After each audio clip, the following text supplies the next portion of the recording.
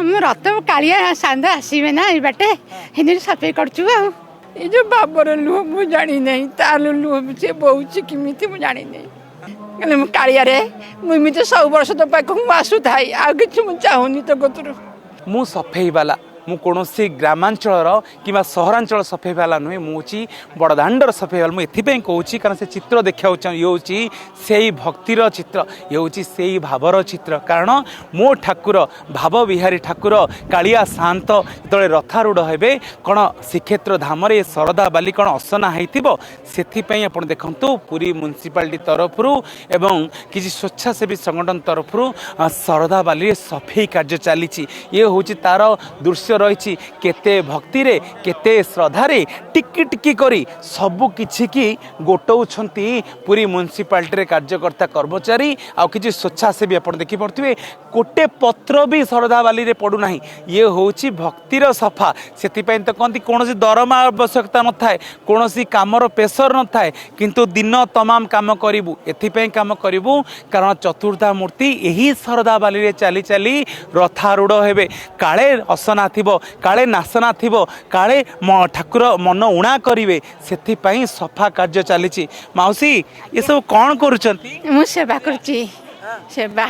ଏସବୁ ସଫେଇ କରୁଛି ସଫେଇ କି ସେବା ଲୋ ମାଉସୀ ଏ ଯୋଉ ପାଣି ଦେବା ଆଉ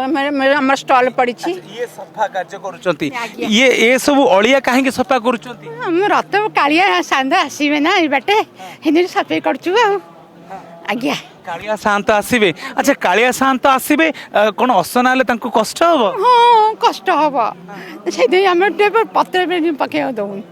ଆଜ୍ଞା ପତ୍ର ପକେଇବାକୁ ଦେଉନାହାନ୍ତି କେତେ ସୌଭାଗ୍ୟ ଥିଲେ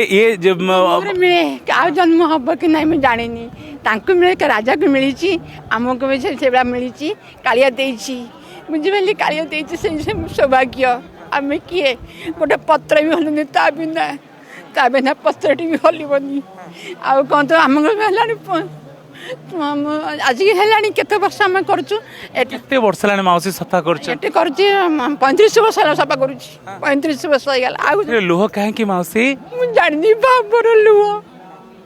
ଏ ଯୋଉ ବାବର ଲୁହ ମୁଁ ଜାଣି ନାହିଁ ତାର ଲୁହ ସେ ବହୁଛି କେମିତି ମୁଁ ଜାଣି ନାହିଁ ଆଜ୍ଞା କାଳିଆ ଆସିବା ପୂର୍ବରୁ ଶରଧା ବାଲିକୁ ପୁରା ସଫା କରିଦେବେ ମାଉସୀ ଟିକେ ବି ଧୂଳି ରଖିବେନି କିଛି ରଖିବିନି ଏଇ ଯୋଉ ସୌଭାଗ୍ୟ ଦେଇଛୁ ସିଏ କାହିଁ ଛାଡ଼ିବି ଏମିତି ମିଳିବ କି ନ ମିଳିବ ଆଉ ଯଦି ଜନ୍ମରେ ମଣିଷ ଜନ୍ମ ପାଇବି କି ନାହିଁ ଏ ମଣିଷ ଜନ୍ମ ପାଇଛି କାହିଁ ସେଟା ନ କରିବି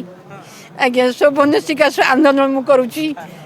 ମୁଁ କ୍ୟାମେରା ପର୍ସନ କେତନ କହିବି ଦେଖିବାକୁ ଚାହିଁବି ମାଉସୀ କେତେ ଭାବ ବିହ୍ୱଳ ହୋଇ ପଡ଼ିଛନ୍ତି ଆଖିରୁ ଇଏ ଅଶ୍ରୁ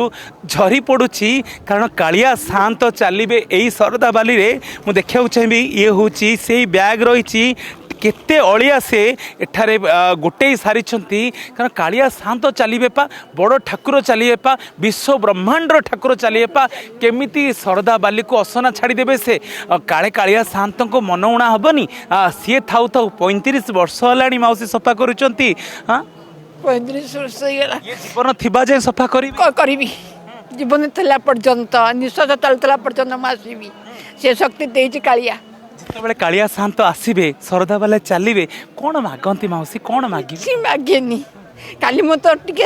ଦର୍ଶନ ଚାହିଁବି ତୋର ଝୁଲଣ ଟିକେ ଯୋଉ ଝୁଳି ଆଉଛି ମୁଁ ଦେଖିବି ଆଉ ଏତିକି ଆଉ କିଛି ମାଗେନି ମୋ ଜୀବନରେ କିଛି ମାଗି ନାହିଁ ସବୁ ଦେଇଛି ପାଇଁ ଗୀତ ଗାଆନ୍ତି ମୁଁ ଗୀତ ଗାଇପାରେ ନା ମୁଁ ଖାଲି ମୋ ଭାବର ତ ଖାଲି ଲୋକ ଆସେ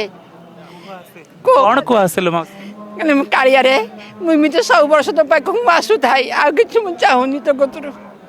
ପ୍ରତି ବର୍ଷ ତୋ ପାଖକୁ ମୋତେ ଆଣୁଥିବୁ ମୁଁ ଏମିତି ସେବା କରୁଥିବି ଲୋକଙ୍କର ସେବା କରୁଥିବି ଏମିତି ପ୍ରତ୍ୟକ୍ଷ ଆସୁଥାଏ ଆଉ କିଛି ଦରକାର ନାହିଁ ମୋର ଆପଣ ଦେଖନ୍ତୁ କାଳିଆ ସାଆନ୍ତଙ୍କ ଭାବରେ ବନ୍ଧା ଏ ମାଉସୀ 35 ବର୍ଷ ଧରି ଶରଧା ବାଲିକୁ ସଫା କରୁଛନ୍ତି କାରଣ କାଳିଆ ସାଆନ୍ତ ଏହି ଶରଧା ବାଲିରେ ରଥାରୂଢ଼ା ହେବେ ସେଥିପାଇଁ କହନ୍ତି ସେ ଭାବର ଠାକୁର ସେଥିପାଇଁ କେତେ ଯେ ଶାଲବେଗ ତାଙ୍କ ପାଇଁ ଧାଇଁ ଆସନ୍ତି କେତେ ଯେ ଦଇତାପତି ତାଙ୍କୁ ଚାହିଁଥାନ୍ତି କେତେ ଯେ ଭକ୍ତ କୋଟି କୋଟି ଯୋଜନ ଦୂରରୁ ଦୀପଟିଏ ଜାଳୁଥାନ୍ତି ସେଥିପାଇଁ ସେ ଭାବ ଭକ୍ତିର ବନ୍ଧା ସେ ଠାକୁର ତାଙ୍କ ପାଇଁ ଏ ମାଉସୀ ଆଜି ସଫେଇ କାର୍ଯ୍ୟରେ ବ୍ୟସ୍ତ ରହିଛନ୍ତି ଶ୍ରୀକ୍ଷେତ୍ର ଧାମରୁ କ୍ୟାମେରା ପର୍ସନ ଚୈତନ୍ୟଙ୍କ ସହିତ सतीश सेन की रिपोर्ट, अर्गस न्यूज।